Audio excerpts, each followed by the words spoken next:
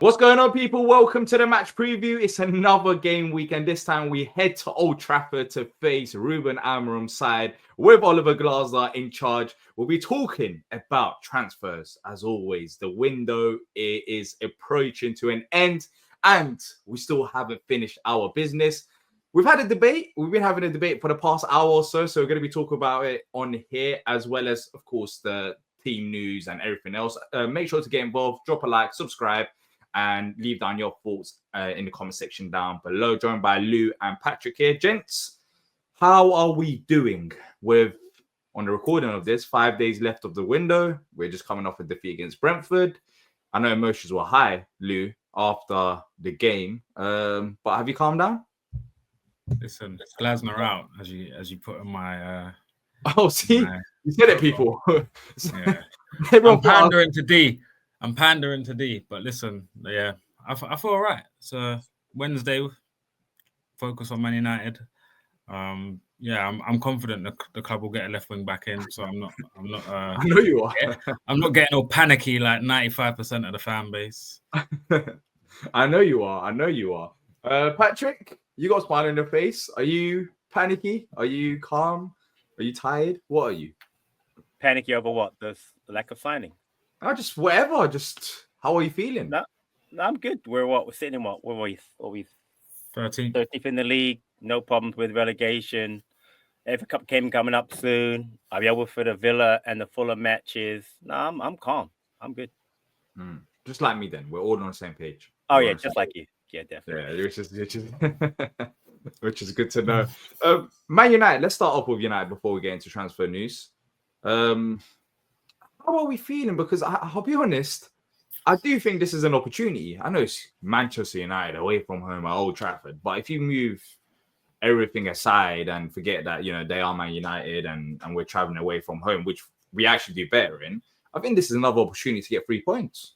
Not even a point. I think if we play our game, there's key weaknesses there for United. They've been struggling since Amorim's come in.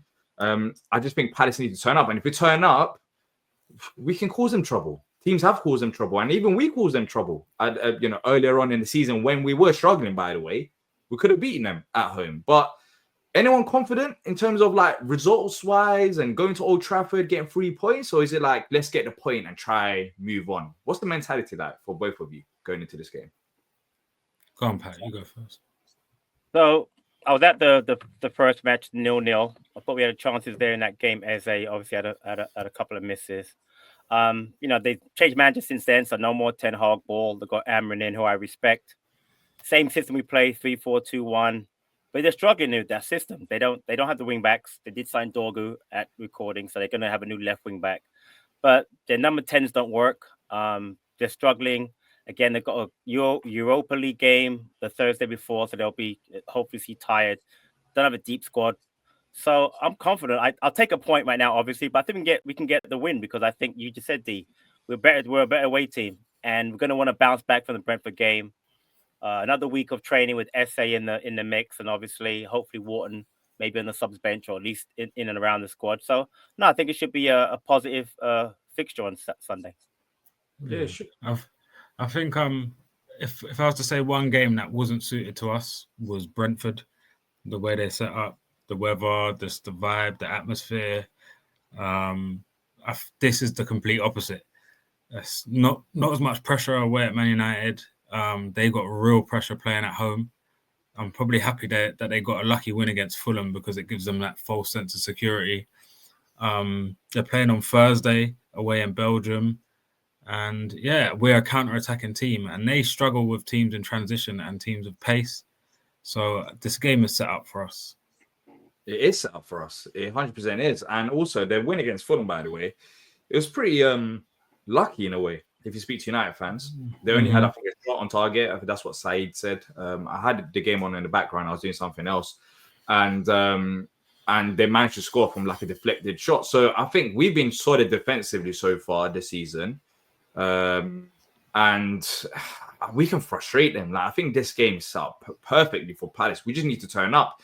Do you not reckon, now we can admit it after a few days, do you think Glasner was tactically outdone by Thomas Frank on Sunday?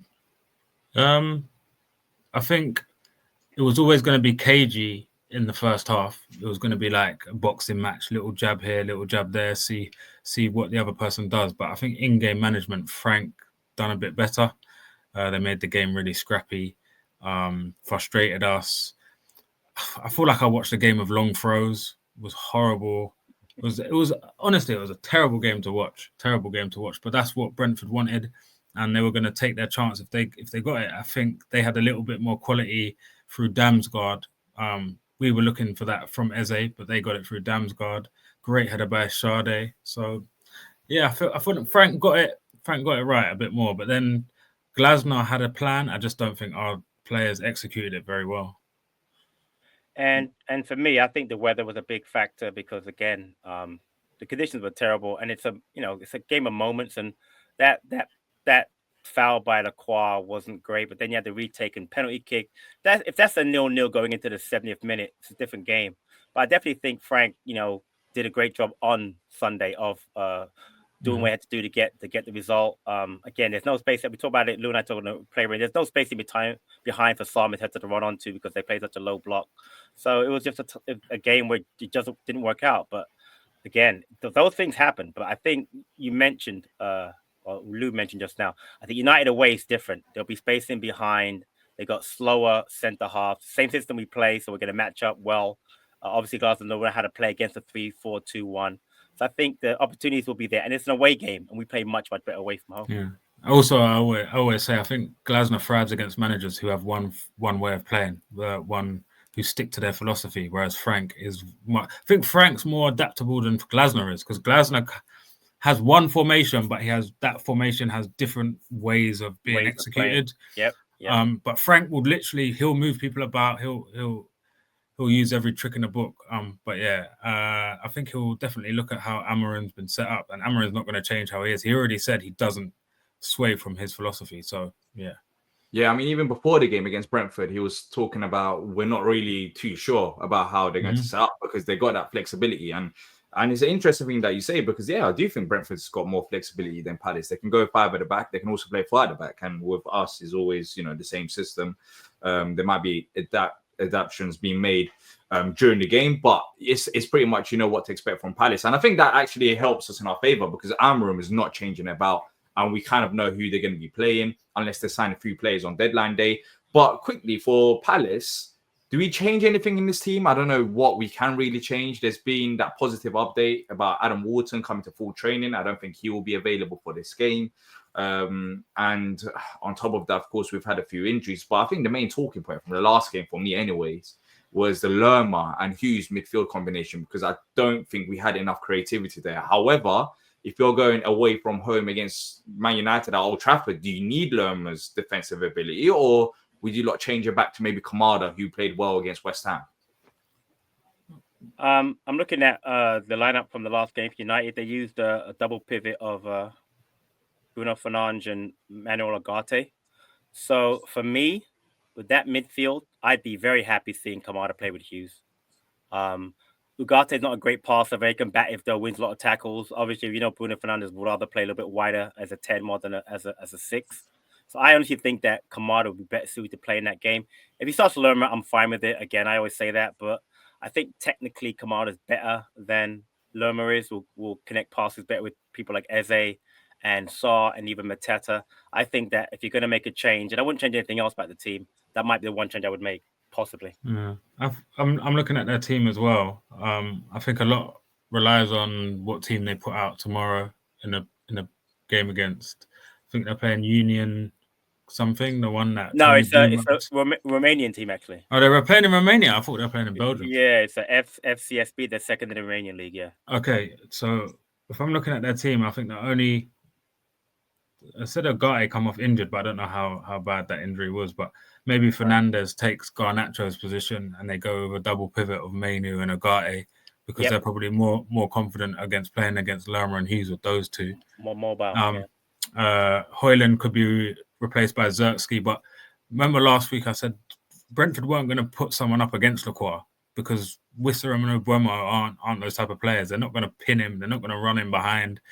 They're not going to play like Vardy or that lone striker role. But I back Lacroix against Højlund or Zirkzee. I feel like they're both very poor strikers. But yeah, go on, Hoyland Pat. in particular. Hoyland, you don't even need a defender. Like if you just Don't say that. It will end up scoring Easy, now. easy, exactly. Don't say that yet. Don't say that.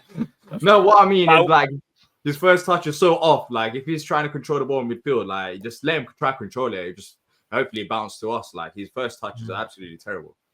I will say though, I think the key obviously is Amad Diallo on the right side, right side of 10. If we can shut him down, I'm not worried about their attacking ability as much. And I think that's what if we're going against Ty Mitchell, which I think is a good matchup for us. But Diallo to me is a key player for United. You could stop Diallo, you can stop United. He's been proven. I mean, he's been there talented the entire year. I would like us to, if we're going to play direct, to not play direct on their right hand side. Martinez is about 5'8", so I would be going direct that side, especially if Munoz is quite good in the air against Mazwari if he's playing out there. But I'm guessing Glasner will know all these things. I think Man United will be more focused on how they play than how we play, which definitely plays into our advantage. And they struggle with their wing backs as well. It's been the main concern. And I did think when Amram first joined, like they're all getting gassed and all happy and everything. I was thinking, hold up, do you have the players to play the system? Because we know it firsthand with Palace how much like certain positions can impact the whole team defensively and going forward. So it could be an area that we could target. And as you mentioned, Martinez, he's not the tallest player. But the question is, are we going to be able to deliver the crosses into the box, into the right areas to target him? Because that's been one of our concerns, especially going forward. But yeah, I wouldn't change too much with our team. I don't think we have the privileges to change much. I think maybe Kamada comes in for Loma. Apart from that, Esse's still coming off the bench. I think this game should, in theory, suit Sarr a bit more because, as you said, there should be spacing behind for Sarr to run into. Mateta starts, of course. Eze, he's still starting because I don't know who else comes in for him. And yeah, we don't have many options defensively. It would have been nice if we had another left wing back. But of course, we haven't got that at the moment that we're speaking about the game. And actually quickly talking about transfers, because this is the last game before the window shuts. The window shuts a day later. Are we surprised about a left wing back not being at the football club ahead of this game? Because we signed Esse, and you know, a few days later he did feature against against Brentford, and then ended up scoring. A week later he ended up scoring a goal. With the Juve situation or left wing back, if you want to talk about that position in particular, are we surprised about the timings and how we haven't signed anyone as of recording this yet? I'm not surprised. Just how we do business. I think Munoz was quite late in the window last year. So probably a tougher deal with Slavia than it was with Genk. I didn't expect any left wing back to come in and start or even play if there was to come in this week. Esse, I know he scored, but how long he came on with 5 minutes to go when we're 2-0 down. That's like, here's your debut minutes. That weren't change the game minutes. That was the game's done. Let me get you on the pitch. And he happened to pop up with a goal, which will give him good confidence. But listen, if it comes at 11:59 on the 3rd of Feb, I don't care as long as it's in, because then there's 2 weeks to work with him to the next Premier League game, which will be Everton at home, which I'm way more scared about than Man United away. Patrick, what about Glasgow's comments about wanting players in early? No, I get it. I mean, I get what the manager did. I get why he said that. The thing is, and we mentioned it in previous streams, that when you say that, you destroy your negotiating power, because now every club knows you want a left wing back or signings early. I knew it wasn't going to happen. I'm surprised Esse got done so early in the window. We just don't do business that way. It's a tough market. I don't know, you talk about, we've obviously focused on just one player. Maybe Best Day might have been the alternate move. Thank God I heard that Chilwell's not going to come. I didn't want him to come anyway, so that's great, because overpriced, overpaid, Chelsea player, no thank you. But it's disappointing, but I'm not. I get it. This is how we always operate. I'm not going to come on here and get all upset and thing. And what happened is that the Riyad and the Doucouré injuries have kind of thrown up more problems. Now, I want to point something out to you. Last year, this time, we had 10 injuries. 10. John Stone, Holding, Gahey, Elise, França, Richards, Doucouré. And you might want to say that they're not key players. We also had Ferguson, Riedewald, and Rak-Sakyi out. That was a year ago. This year, we have 6 players out. Riyad, Doucouré, Ward, who's back in training apparently, Wharton, who's back, and also Franson. And apparently Franco Uma got injured on Monday. So we're talking about half of what we had last year. So, but the problem is losing Chalobah when we lost him was massive because now we don't have that centre back cover. Now you're looking at, do we going for loan for that player? Do we buy another centre half? It's weird. So I understand where the club's coming from. We had a plan, a left wing back and a left-footed number 10. And now all of a sudden we've lost Decore and we've lost Riyad. Now we're saying to ourselves, what do we do? Chalobah. I think that, and Chalobah. And so I think our plans were really messed up by those injuries and the recall. So, but I'm with you, D. We should have got to win back in a lot earlier. But as Lou's saying, Nick, they don't have to sell that player right now. He might want to come to Pad, but they've sold like 3 players to other sides across the world. They've got money. They're sitting back saying, okay, you want to offer us X, we want Y, and if you're not going to come up and get him, it is what it is. But I think it will get done. But I think it won't get done to the final day. That's my opinion on that. I wonder what Glasner thinks about it because I think he'll just be happy to get the left wing back. I don't know if he will be because we're basically having the same problems that we've done in the summer, and he wasn't happy about that, and he spoke about it for a few months. For that reason, didn't really though. You didn't really. You're taking it too literal. Like he's a straight talking Eastern European Austrian. This is how they speak. He can't sugarcoat things. You're just taking it everything. Yeah, but I know. But because in his last press conference, he said there's 10 days left. He said we're working close with. He didn't say he wasn't happy in the last press conference before the Brentford game. Yeah, I don't think he's going to come out and keep saying he's unhappy. But you said he did. No, but if he had everything together for the past how many months, he's been wanting to play. But what was the last thing he just said? Okay, but what's the thing that he said when Esse got signed? He said that like it would have been a bit. But that's what I'm saying. The way he speaks as an Austrian, this is how they speak. They just speak their mind. Okay, but what about the fact that he left his previous club at Frankfurt? But you're doing this thing where you're going back and forth. You don't even know the details yourself of why he left. He left because of the business. They sold players and they didn't replace. But it doesn't matter. You can sell players. Now you're changing the narrative again. No. But it doesn't. No. But it clearly shows that this guy is willing to, like, he's okay to leave. And by the way, Glasner can go to better and bigger things than Palace. But you're moving on. You're moving the goalposts again. You're moving the goalposts. He left Frankfurt because they sold their best players and didn't replace them. Palace sold players and brought in the players that Glasner wanted. They brought in Kamada and they brought in Lacroix. Yeah, but then that's not only the only thing that he wants. We haven't signed a left back for the last 5 years. Also, just because we haven't given every single thing that he wants right away, you're saying that he's not every single thing that he wants right away. We should have done it before Glasner joined the football club. I'm not serious.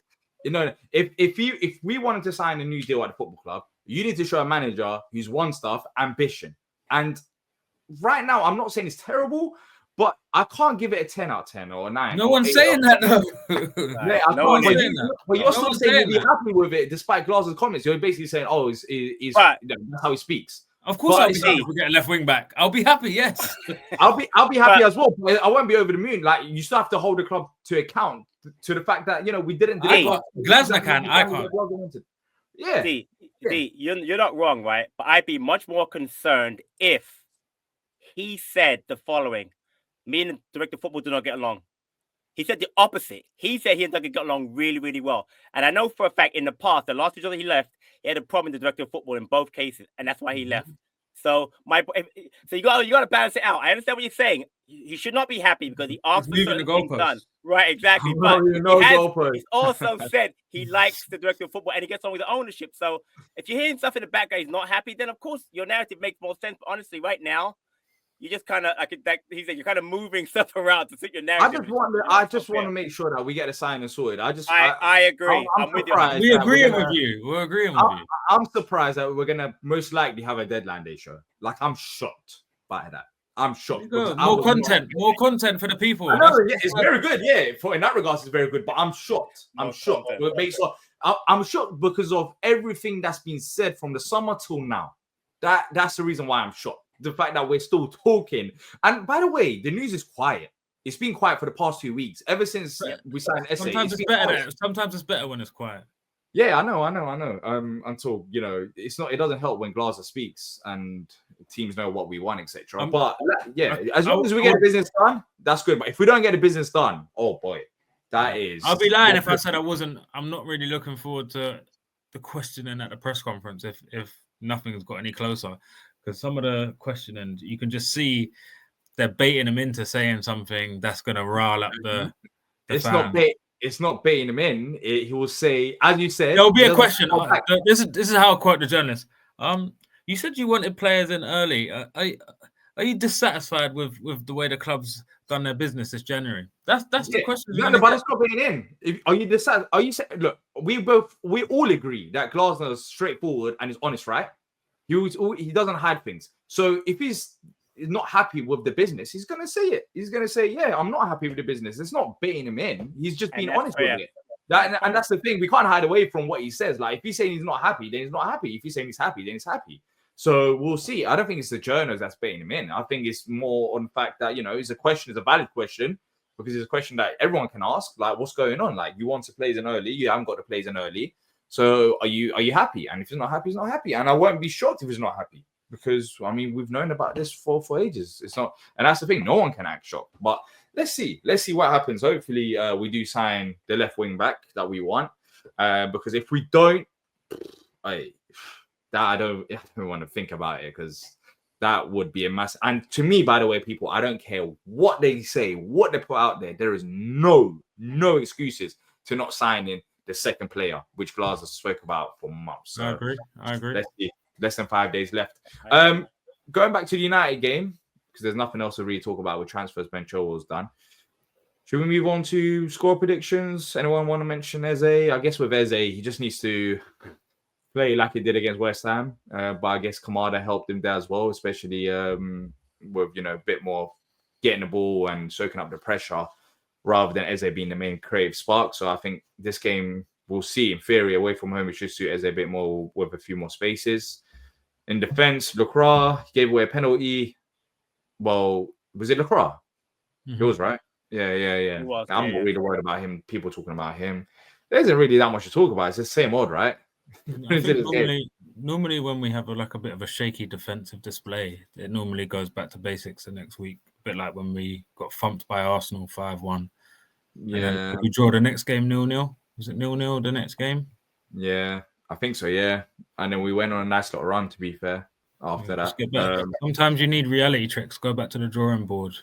Yeah, or you need reality checks to open up the checkbook to realize that, you still got weaknesses. So hopefully that should be the case. But so far, we haven't got that. There doesn't no signs are indicating that that's the Palace mentality. But let's talk about score predictions then. I'm going to go for 1-0 Palace.